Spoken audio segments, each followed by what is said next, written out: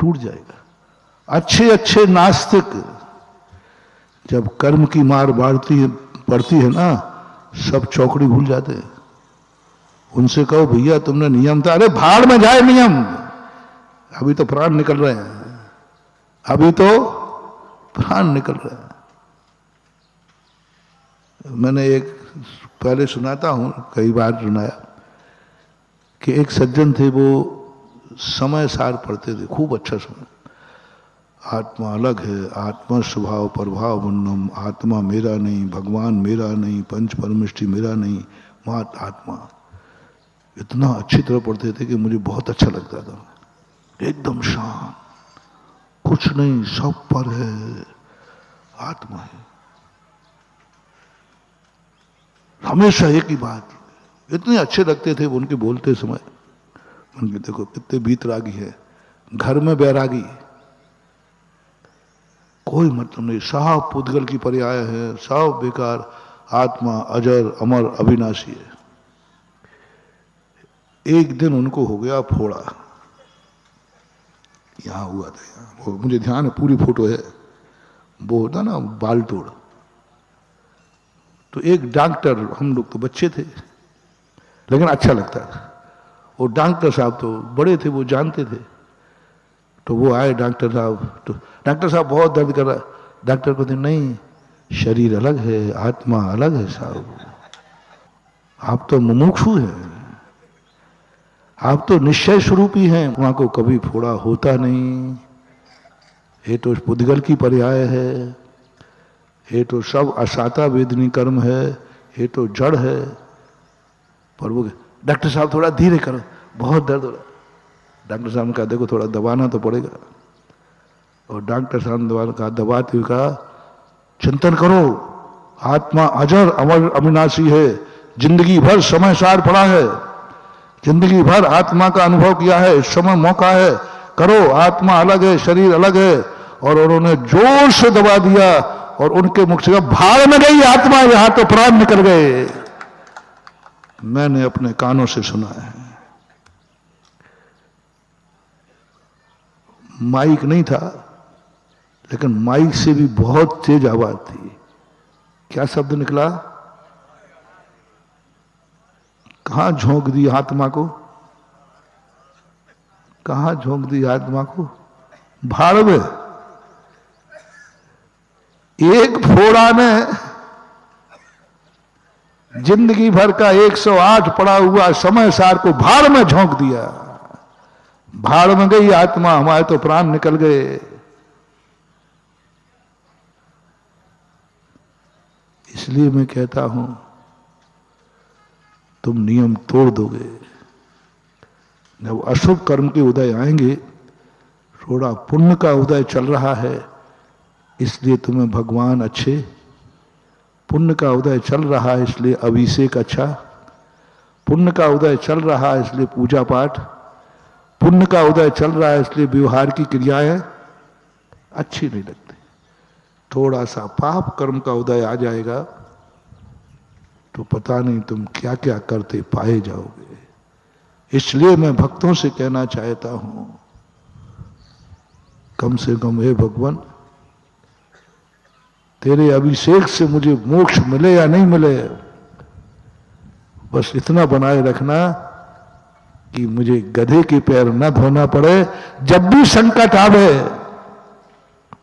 तो मेरे मन में यही भाव आवे, चलो भगवान की शांति धारा कर लेते हैं। अब दो आवाजें लगा रहे हैं संकट की घड़ी में। एक आवाज आ रही है कि गधे के पैर धो ले ठीक हो जाएंगे, और एक आवाज आ रही है कि जिसका कोई नहीं है आजा भगवान की शांति धारा कर ले।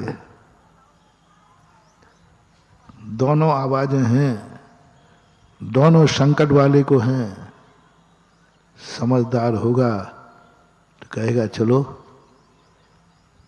नहीं हुए ठीक। कोई कहेगा ऐसा होता है क्या, ऐसा होता है क्या? अब दोनों को मैं कंफ्यूज कर रहा हूं। ऐसा होता है क्या शांति धारा से? ऐसे हो गए तो सारी अस्पतालें बंद हो जाएंगी। ऐसे होना लग जाए तो कोई मरेगा ही नहीं। ये सब दलीलें आप लोग देते हो। ऐसे हो जाए तो कर्म सिद्धांत फेल हो जाएगा, ऐसे अभिषेक शांति धारा से संकट दूर हो जाए तो फिर अस्पताल है काय के लिए, फिर काय के दवाई है काय के लिए। तो मानना मत, क्या कहना ना, भैया मान लिया, भैया मान लिया कि ठीक नहीं होंगे, लेकिन करने में क्या बिगड़ता है। अब उससे भी कहा कि गधे के पैर धोने से कभी बीमारी दूर होती है क्या? तो वो कहा हाँ होती तो नहीं है, फिर लेकिन भैया नहीं होती है, ठीक है आगे आप बोलो, नहीं होती है पक्का है, लेकिन करने में क्या बिगड़ता है। वो कंफ्यूज होकर के गधे के पास चला गया, तुम कंफ्यूज होकर के भी जिनेंद्र के पास आए हो, ध्यान रखना। वो कंफ्यूज होकर के ये संतोष करके चला गया, अरे नहीं होगा ठीक तो करने में क्या बिगड़ जाता है, शायद तुक्का लग जाए। ऐसे ही तुक्का यहां लग जाना तो भैया कि ठीक है अभिषेक करने से कोई ठीक नहीं होते, लेकिन करने में, बोलो आगे, करने में क्या बिगड़ता है, शायद तुक्का नहीं लगे तो कोई तुम्हारी बेइज्जती नहीं करेगी कोई तुम्हारी बेइज्जती नहीं होगी, क्योंकि तुम जिनेंद्र देव का अभिषेक करके लौटे हो। तुम्हारी इज्जत शान बढ़ेगी, पुण्य बंद करके लौटे हो, सम्यक दर्शन को सुरक्षित करके लौटे हो। ऐसा परिणाम जब अपनी जिंदगी में आने लग जाता है तब विचार करना चाहिए कि ये क्रियाएं किस रूप में हमारी जिंदगी में आती हैं। तो हमें कुछ ऐसा टाइटल, चाहे ऊपर से करो चाहे बाहर से करो, तुम्हारे बिना बोले तुम्हें कुछ ऐसा करना है, बिना बोले समझ जाए लोग कि तुम उस बाप के बेटे हो। तुम लोगों के पिताजी अच्छे हैं कि बुरे हैं? बुरे हो तो कोई ऐतराज नहीं है।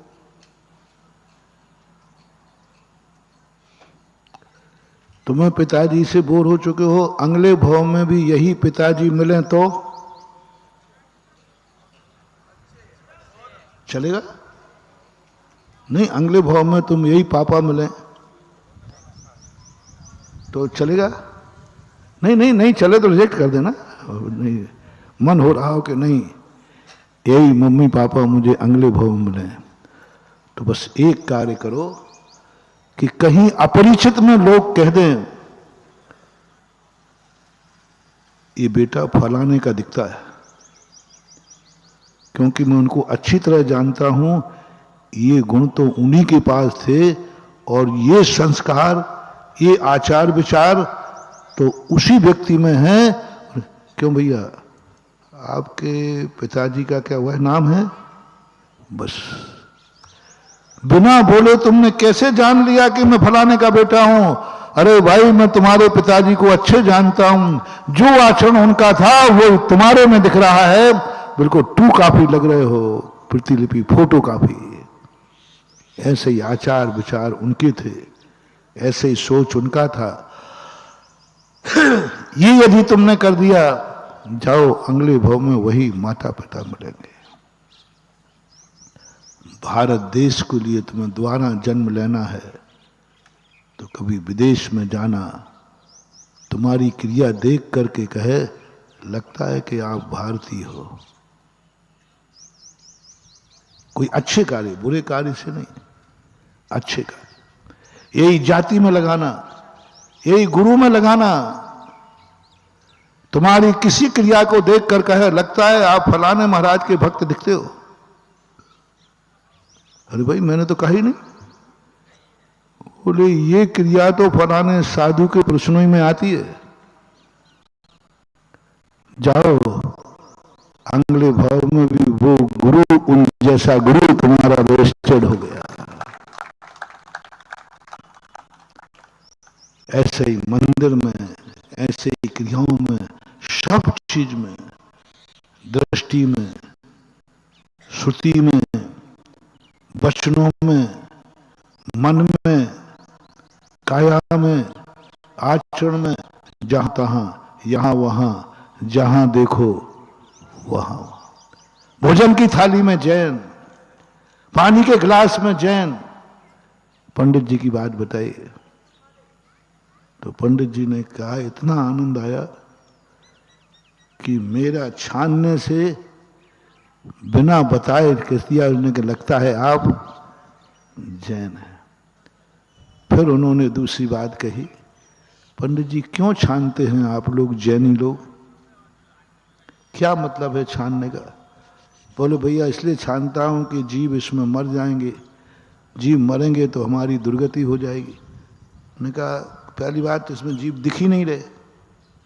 बोले इतने छोटे जीव होते हैं जो आंखों से, बोले मर भी जाए तो क्या, कौन सा, तुमने देखा है कि नरक होता है कि नहीं, दुर्गति होती है कि नहीं?